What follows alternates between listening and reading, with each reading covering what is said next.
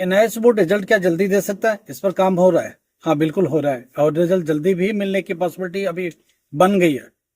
क्या 18 तक आ जाएगा? जी नहीं, 18 तक तो नहीं आएगा, मगर हाँ जल्दी आएगा, ये बात तो तय हो गई है। कल हमारी में जब बात हो रही थी तो उन्होंने बोला कि काम बहुत जल्दी करने के निर्देश दिए गए। तो जो एक हफ्ते का काम आईटी का है, इनको बोला गया बस एक हफ्ते के आगे नहीं बढ़ा सकते। और हो सकता है कि आईटी डिपार्टमेंट एक हफ्ते में कर ले तो उसके बाद इमीडिएटली रिलीज भी कर दे। अगर ऐसा हुआ तो जून एंड में ही रिजल्ट मिल जाना चाहिए। बोर्ड इसके ऊपर काम कर रहा है कि 25 तक आईटी कर ले, 18 तक डेटा इधर पुट हो जाएगा, मंडे ट्यूसडे तक ये कंप्यूटर में आ जाएगा। आने के बाद एक हफ्ता सिर्फ लगेगा आईटी डिपार्टमेंट को सेग्रीगेट करने में और हर एक बच्चे का रिजल्ट बनाने में। तो क्या 25 के बाद रिजल्ट हो सकता है? पॉसिबिलिटी बन रही है, मैं आपको बता देता हूं। क्योंकि कल जो हमारी बात हो रही है उसमें क्या बोर्ड के ऊपर बहुत प्रेशर है कि किसी बच्चे को काउंसलिंग में जाना है, किसी बच्चे को कहीं यूनिवर्सिटी में एडमिशन लेना है। अगर डेट निकल गए तो क्या हुआ, इसका प्रेशर बोर्ड के ऊपर आना चालू हो गया। और हम लोगों ने भी बोला हुआ कि जल्दी से जल्दी रिजल्ट दे दो ताकि बच्चा रह न जाए, कहीं एडमिशन ले रहा है, कहीं काउंसलिंग में उसको बैठना है तो किसी वजह से दिक्कत ना है। तो ये सब बातें लेकर के बोर्ड इसको सीरियस लेना चालू कर चुका है और इस पर काम कर रहा है। तो कब तक रिजल्ट पॉसिबल है? पहली बात, 18 तक कंप्यूटर पर आ ही जाएगा। 7 डेज मैक्सिमम इनको दिया गया आईटी डिपार्टमेंट को करने के लिए। हो सकता है 1-2 दिन पहले भी ये कर लेंगे तो ठीक है। 25 मान के मैं चलो कि 25 तक ये रिजल्ट हर बच्चे का रेडी कर लेगा। 25 के बाद वो कभी भी पल आ सकता है जब रिजल्ट आ जाए, क्योंकि जब रिजल्ट रेडी है तो फिर देने में क्या दिक्कत है। इस चीज पर बहुत ठीक से काम हो रहा है कि जल्दी से जल्दी रिजल्ट दे ही दो। अगर आ रहा है तो, अगर बन ही रहा तो फिर देने में क्या दिक्कत है। देखो, अगर रिजल्ट बन रहा है या बन के रेडी है तो देने में क्या दिक्कत है, दे दो। ठीक है, बोर्ड इसी के ऊपर काम कर रहा है और हम सब इसी फेवर में कि जल्दी से जल्दी रिजल्ट आपको दे ही दिया जाए और बच्चा आगे जाके काउंसलिंग में बैठे, जाकर के एडमिशन कहीं ले, जहां उसका एडमिशन रुक रहा है वो सब हो जाए।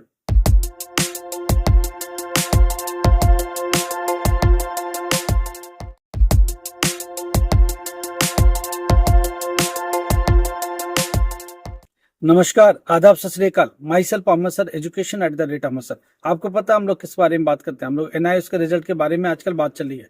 रिजल्ट कब आएगा? आज कुछ इंपॉर्टेंट डेट्स है जिसका खुलासा करेंगे। पहली बात, 18 तक कंप्यूटर पर डेटा आ जाएगा सबका। जो रिजल्ट बने हैं, जो इवोल्यूशन हुए हैं, वो सब आ जाएंगे कंप्यूटर पर 18 तक। दूसरा, एक कंफर्म डेट है 25 तक हर बच्चे का रिजल्ट बन जाएगा आईटी डिपार्टमेंट के द्वारा। तो ये बात तय हो गई कि एक 18 डेट है जो कि इंटरनल कंप्यूटर पर इवोल्यूशन की डेट आ जाएगी। 25 तारीख तक सारे बच्चों का रिजल्ट बन जाएगा।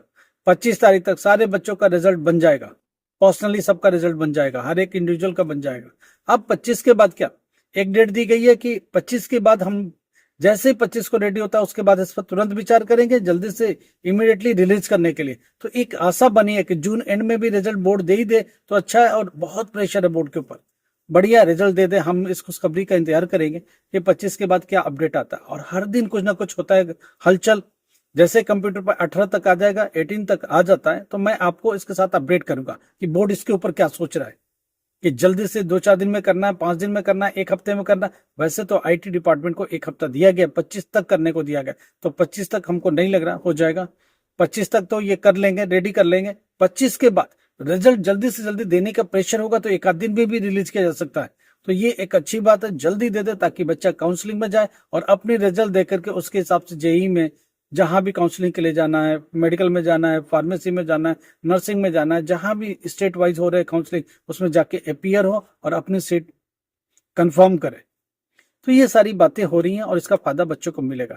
अच्छा, एक बच्चे ने पूछा कि हिंदी 10th क्लास में, बेटा हिंदी 10th क्लास में 90% रिजल्ट है। एक बच्चे का एसएसटी की कहानी है, तो एसएसटी की कहानी देखो पिछले साल से 100 गुना अच्छा है।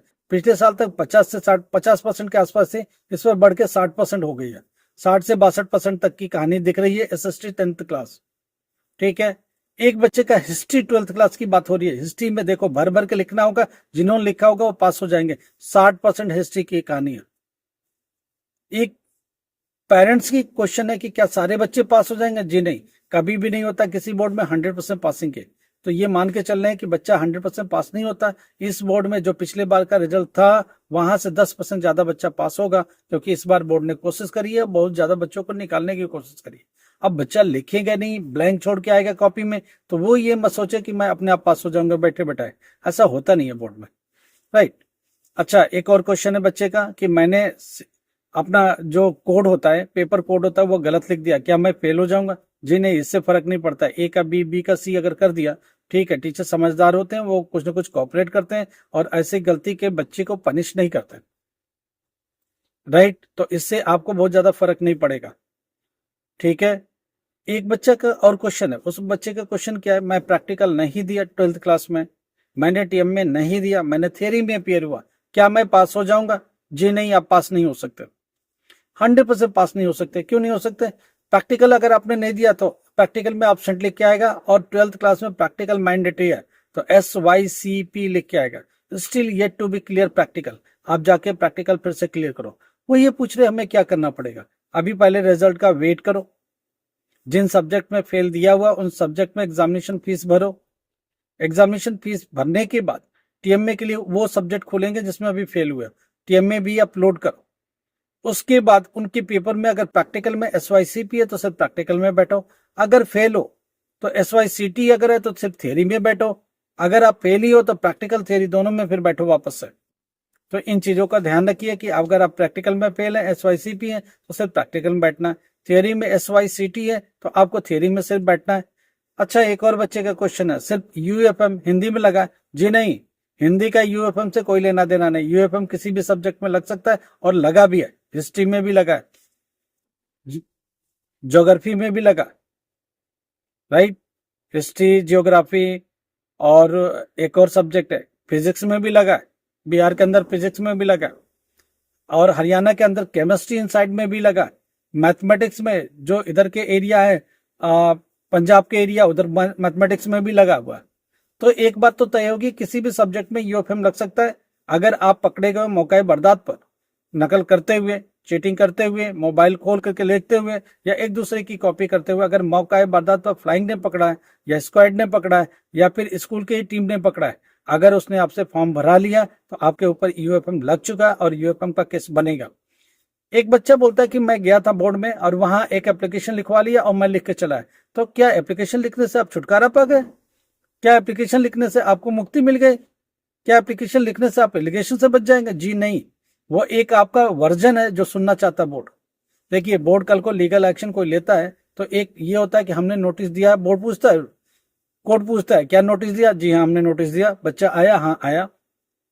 जो उसका एप्लीकेशन है, हम सक्षम अधिकारी के सामने उसका एलिगेशन और उसका लेटर दोनों रखेंगे, वो उस पर क्या निर्णय लेते हैं वो उनके लिए होता है। तो वो लोग एक ऑफिसर अपॉइंट करते हैं, उन पर आपका जो लेटर है वो रखेंगे सामने, आपका वर्जन क्या है, जिन्होंने पकड़ा उन्होंने क्या आपके खिलाफ एलिगेशन रखा, दोनों आमने सामने रखेंगे। उसके बाद वो निर्णय लेते हैं। निर्णय हमेशा ये होता है कि बच्चे का ये पेपर स्क्रैप करो। आपको उस सब्जेक्ट में फेल होना ही होना है जिसमें यूएफएम लगा है। अभी करंट के एग्जाम में फेल मिलेगा, तो ऐसे बच्चा क्या करे? क्या वो सितंबर अक्टूबर में बैठ सकता? हमें नहीं लगता सितंबर अक्टूबर में बैठेगा, क्योंकि इसके डिसीजन होने में 2-3 महीना 4 महीने लगता है, और सितंबर अक्टूबर के लिए भी एलिजिबल नहीं होता है। फिर एलिजिबल कब होगा? अप्रैल 2025 में एलिजिबल होगा। यहाँ एक और बच्चे का क्वेश्चन है कि मेरा हिंदी में यूएफएम लगा है, इसके अलावा भी मेरे पास 5 सब्जेक्ट है, तो क्या पास मिलेगा? हाँ मिलेगा, मिलेगा, मगर हमको नहीं लगता कि अभी सितंबर अक्टूबर में ही मिलेगा, क्योंकि अभी रिजल्ट आपको होल्ड कर देगा बोर्ड। उसके बाद डिसीजन होगा कि वो पेपर में हटा दिया जाए या फेल कर दिया जाए, तो वो पेपर हटते हटते भी 4 महीने लगेगा। तो अभी के रिजल्ट में आपको कुछ नहीं मिलना है। अप्रैल 2025 वाला जो रिजल्ट होगा उसमें आपको पास मिल जाएगा। क्यों मिल जाएगा? क्योंकि 5 पेपर में पास है तो पास मिलेगा, मगर इमीडिएट बेसिस से पास आपको नहीं मिलेगा। मैं आपको बता रहा हूं, क्योंकि रिजल्ट अभी इन बच्चों का रोका ही जाएगा, क्योंकि इनके ऊपर एलिगेशन है। ठीक है, तो ये सारी बातें हम लोग देखेंगे। तो आपको क्या लग सकता है? यूएफएम का केस, आरडब्ल्यू का केस, SYCT का केस, SYCP का केस, और बोर्ड इन चीजों पर बहुत स्ट्रिक्ट रहती है कि अगर कुछ पकड़े गए मौका वारदात पर, फॉर्म भरे गए, तो बोर्ड को कुछ ना कुछ संबंध करना, आपको लेटर देना ही देना है, और आपका भी वर्जन सुन करके रिकॉर्ड में रखना है, क्योंकि कल को आप कोर्ट में गए, रिजल्ट आपका रुका, आप कोर्ट में गए, तो बोर्ड ये हाजिर करेगा, जनाब इनके ऊपर एलिगेशन था और इनके अगेंस्ट इनसे हमने पूछा, इन्होंने इसके बदले ये लेटर हमको दिया है। हमने अधिकारी के सामने ये पेश किया दोनों चीजों का, उन्होंने फाइनल डिसीजन लिया कि इन पेपर में इनको हटाया जाए पनिशमेंट के तौर पर, या डिबार्ड किया जाए बोर्ड से, इनको 3 साल पेपर ना देने दिया जाए। ऐसा भी कोई भी निर्णय बोर्ड ले सकता है।